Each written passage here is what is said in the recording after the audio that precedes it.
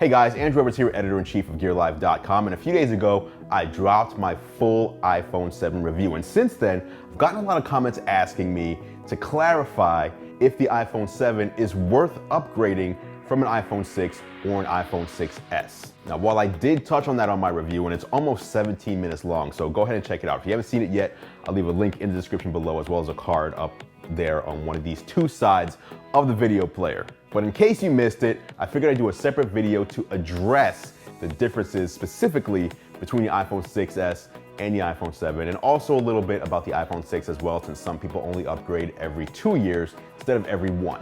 Now, if you look at the iPhone 7 on the outside, we can all admit that Apple hasn't done much to change how the phone looks externally. Sure, you get 2 new colors in black and jet black, giving you 2 options for the black bezeled front, as opposed to the single option in previous years with space gray, which has now been eliminated. They've also removed some of the antenna lines, integrated the camera bump into the rear aluminum casing rather than as a separate module on the 6 series of devices, and most obviously, they removed the headphone jack. Both new iPhone 7 devices ship with a pair of Lightning ear pods. But if you want to know more about the best headphones to use with your iPhone 7, check out the video I did specifically on that topic. I'll leave a link in the description below, as well as a card here in this video. Of course, if you have wired headphones you'd like to use, Apple also includes a free Lightning to 3.5mm adapter in the box as well. Now, that obviously wasn't necessary in years past, since the older models have the headphone jack built in. The other topic that must be mentioned when talking about sound on the iPhone 7 is the new dual stereo speakers. On the iPhone 6s, you had a single mono speaker on the bottom, so stereo sound is a huge upgrade, and it also gets twice as loud, and the difference is actually pretty decent. Another big difference between the iPhone 6s devices when compared to iPhone 7 is the home button, or really the lack thereof. The home button has been a part of the iPhone since the beginning back in 2007, but this year, the pressable mechanical button has been replaced by a pressure-sensitive touchpad. It sits flush with the bottom edges of the phone and behaves similarly to the Force Touch trackpad found on the 12-inch MacBook and the latest MacBook Pro line. It simulates a click when pressure is applied by using the Taptic engine and behaves just as you'd expect. The displays on the Standard and Plus models retain their previous resolutions respectively, but the displays can now get much brighter and support the P3 color space, offering wide color. That's nice because the cameras on front and back also capture wide color, and your photos look especially crisp and vibrant on these new displays. By the way, the iPhone 7 and iPhone 7 Plus have been tested and proven to have the best LCD displays of any device, smartphone or otherwise. Taking a look under the hood, the A10 Fusion chipset powers the iPhone 7, which definitely outperforms the iPhone 6s with its A9 processor.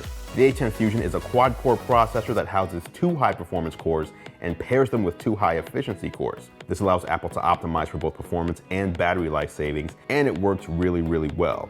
The A9 processor on the iPhone 6s didn't have this setup, so the new iPhone 7 performs twice as fast as the iPhone 6 and about 33% faster than the iPhone 6s. The iPhone 7 Plus performs 3 times faster than the iPhone 6 Plus and 2 times faster than the iPhone 6s Plus, so big upgrades on both sides of the coin.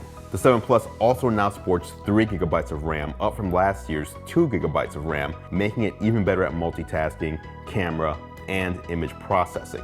The high-efficiency cores also result in 2 more hours of battery life for the iPhone 7 and an additional 1 hour of battery life for the iPhone 7 Plus. And the Plus line has already been known for its tremendous battery life. Speaking of camera, this is where the differences between the iPhone 6s and 7 widen, and there's even a major difference between this year's iPhone 7 and iPhone 7 Plus. First, both models sport an upgraded 7-megapixel FaceTime camera, up from the 5-megapixel selfie camera found on the 6 and 6s. The iPhone 7 still rocks a 12-megapixel primary camera, but with a better f1.8 aperture over the 6s's f2.2, and includes optical image stabilization, which is the first time this has been featured on a non-Plus iPhone. The Flash 2 is upgraded to a quad LED setup for better lighting in darker scenarios, and it's now twice as bright as the LED on the iPhone 6s. Video recording remains pretty much the same, save for the iPhone 7 now being able to use that optical image stabilization when recording video.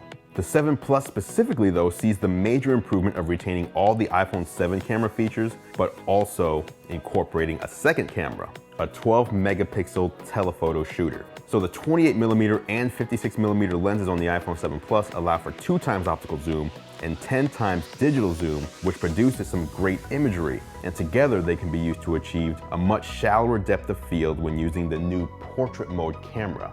This is a nice step up from the 6S camera, and that camera was already pretty great. There's no doubt that aside from the external similarities, the iPhone 7 does add significant changes even in the body over the iPhone 6S series, thanks to the IP67 waterproof body. And what that means is the iPhone 7 and 7 Plus can withstand being dropped in a meter of water and stay there for up to 30 minutes without any damage occurring. Lastly, the other major change that you'll find this year is that Apple has doubled the storage capacity across the board. Gone are the 16GB, 64GB, and 128GB storage levels. Instead, it now starts at 32GB of storage, jumps way up to 128GB of storage in the middle, and tops out at a whopping 256GB of storage at the top end on both the iPhone 7 and the iPhone 7 Plus. In my opinion, if you're coming from an iPhone 6S and thinking of upgrading to an iPhone 7, you'll end up with a more robust and responsive device with more storage, more battery life, and water resistance with an improved camera. If your plan is to switch from either the iPhone 6S or 6S Plus to a 7 Plus, you'll definitely notice a change, especially in the camera department and with the amazing battery life. As I said in my iPhone 7 review, I don't believe in waiting for something better. For example, if you join the Apple iPhone upgrade program, you can pick up this year's iPhone 7 or 7 Plus right now, and then pick up next year's model on day 1 simply by handing over your iPhone 7 to trade up. That makes it super easy to move to the iPhone 7 if the features I described here have caught your attention.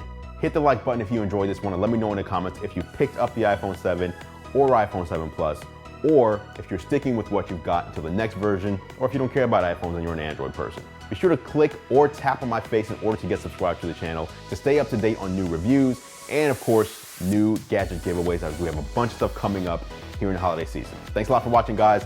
I'm Andrew Edwards. I'll catch you in the next video.